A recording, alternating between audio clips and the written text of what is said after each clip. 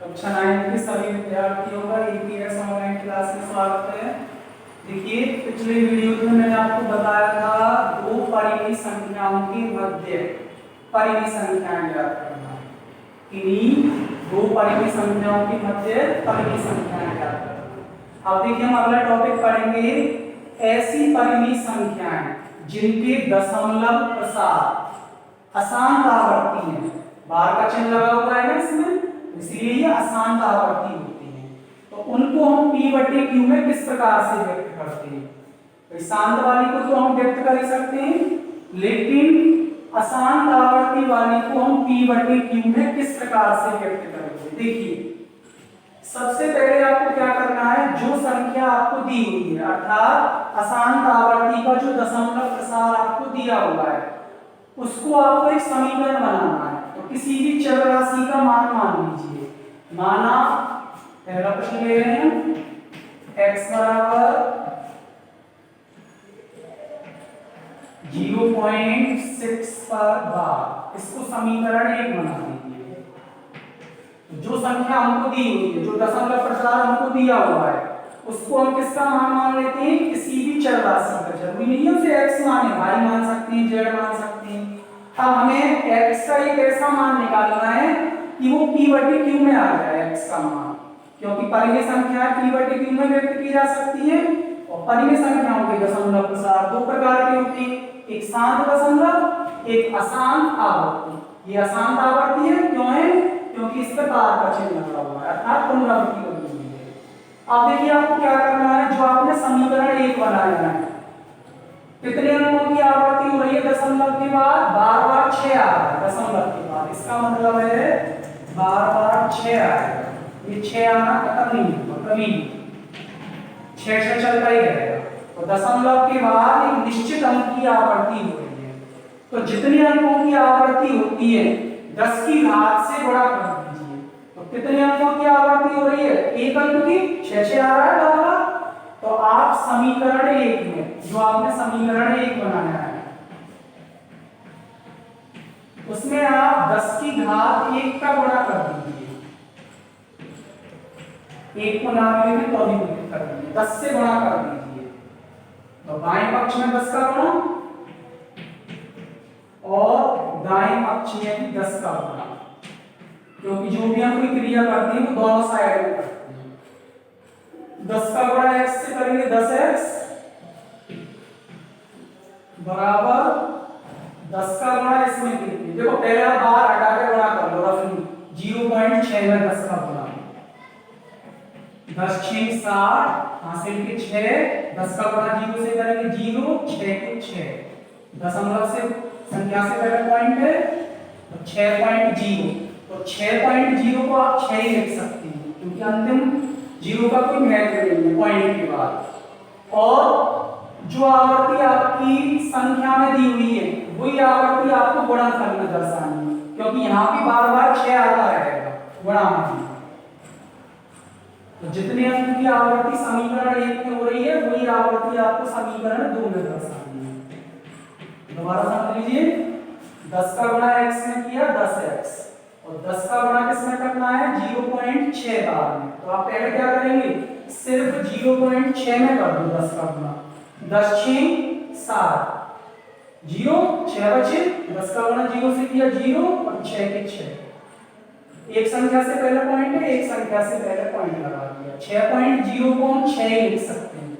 अब जो आवर्ती समीकरण 1 में हो रही है वही आवर्ती आपको गुणा में दर्शानी है। दशमलव लगा दो और जितने अंक आ रहे हैं उतने अंक पे बार लगा दो। तो 6 पे बार यहाँ पर है, 6 पे बार यहाँ है। अब आपको क्या करना है, समीकरण 2 में से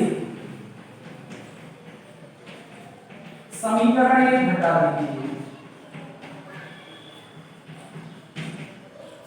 LHS में से LHS घटाएंगे, 10x माइनस x, और RHS में से RHS, 2 नंबर में से 1 नंबर घटा रहे हैं ना कि 1 नंबर में से 2 नंबर, 6.6 बार माइनस 0.6 बार।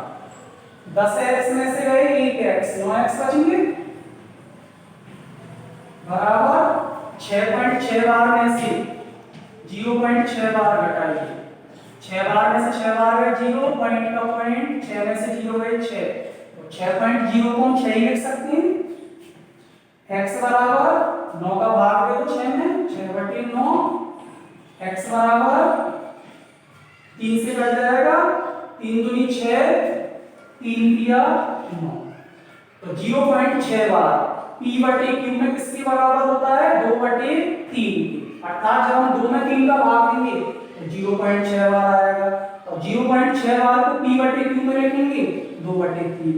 तो इस प्रकार से जो संख्याएं अशांत आवर्ती वाली होती हैं उनको हम p/q में व्यक्त कर सकते हैं। एक बार को समझ लीजिए, दशमलव के बाद जितने अंकों की आवर्ती होती है, सबसे पहली बात 10 की घात का गुणा करना होता है। तो हमने 10 की घात 1 का गुणा दोनों साइड में कर दिया, 10 का गुणा इधर कर दिया, 10 का गुणा इधर कर दिया, 10x आ गया, 10 का गुणा x में कर लेंगे और 10 का गुणा इसमें करना है। तो पहले मैंने आपको बताया था ना 0.6 बार की जगह आप 0.6 में कर दो 10 का गुणा, तो 6.0 आ जाएगा, तो 6.0 का मतलब 6 लिख दीजिए, और जो आवर्ती समीकरण 1 में हो रही है वही आवर्ती आपको समीकरण 2 में दर्शानी है, ठीक है।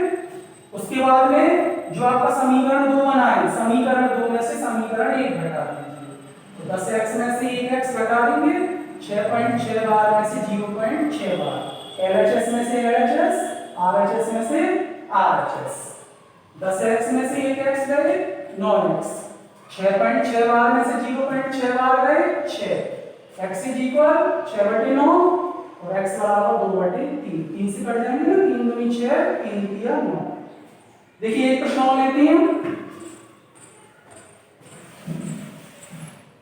एक अन्य संख्या लेते हैं 1.27 और दोनों पे बार है, 2 पे भी और 7 पे भी, 2 पे भी बार का चिन्ह है और 7 पे भी।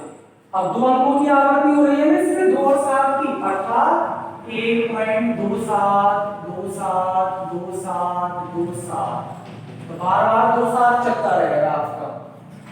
इसे हमें p/q में चेंज करना है, अशांत आवर्ती वाली संख्या है हमारी, कैसी संख्या है? अशांत आवर्ती वाली। तो मैंने आपको बताया था जो संख्या आपको दी हुई है, जो दशमलव प्रसार आपको दिया हुआ है, उसे आप किसी भी चर राशि का मान मान लीजिए। माना सबसे पहले उसी प्रकार से हल करेंगे, x बराबर 1.27 के बाद समीकरण 1, कोई दिक्कत नहीं है, जैसे इसमें किया था इस वाले प्रश्न में वैसे ही इसमें समीकरण बना दिया। पहले समीकरण में किसी कोई दिक्कत ही नहीं है, चर राशि का मान मान लीजिए इसे।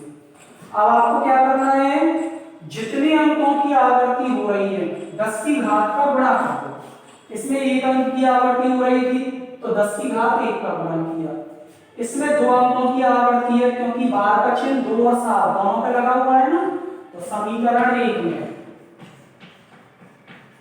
10 की घात 2, 10 की घात 2 का मान कितना होता है? 10 का 10 100, तो इसमें आप 100 का गुणा कर दीजिए, 100 का गुणा कर दीजिए, करिए 100 का गुणा इधर, 100 का गुणा इधर, x गुणा 100 बराबर 1.27 पर बार गुणा 100, 100 का गुणा x में करेंगे 100x और 100 का गुणा इधर कर दीजिए। तो पहले मैंने आपको बताया था ना, बार हटा के गुणा कर लो, 1.27 में 100 का गुणा कर लो, 127 2 0 और 2 से पहले पॉइंट है ना 1 और 1 2, और मैंने आपको बताया था दशमलव के बाद अंतिम जीरो का कोई महत्व नहीं है, तो उसे हटा दो यहाँ से, 127 आ गया।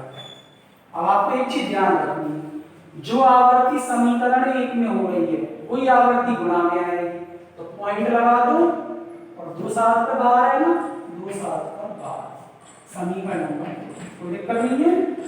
समीकरण 2 में से समीकरण 1 घटा दीजिए,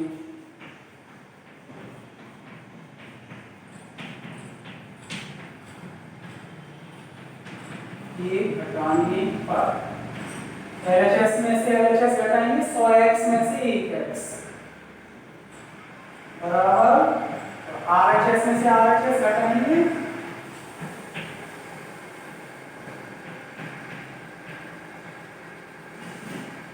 100x में से 1x है 99x बचेगा, इधर घटाइए 127.27 बार में से 1.27 बार 00621 126 आ गया। पॉइंट के बाद जीरो का कोई वैल्यू नहीं है।